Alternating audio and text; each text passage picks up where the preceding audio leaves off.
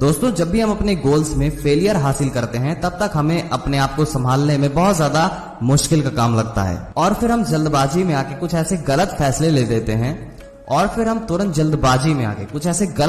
ले लेते हैं जो हमारे फ्यूचर के लिए ठीक बिल्कुल नहीं होते हैं।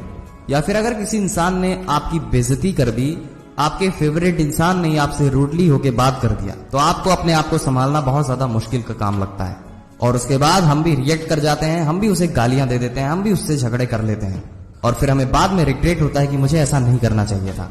इस बात को मैं आपको एक कहानी के थ्रू समझाने की कोशिश करता हूँ।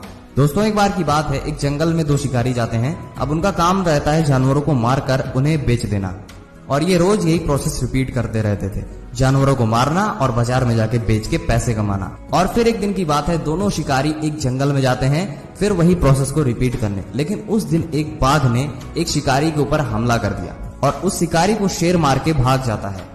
और फिर जो शिकारी बच गया था वो कुछ दिन बाद आता है और उसके मन में बदले की भावना जाग जाती है। उस शेर को मारने का उसके अंदर जुनून सा आ गया था कि मुझे अपने दोस्त का, अपने शिकारी भाई का बदला लेना है।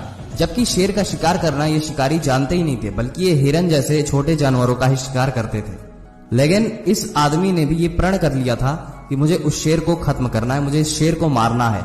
और उसके बाद जब ये शेर को पता लगता है तो शेर भी डर जाता है कि ये उल्टी खोपड़ी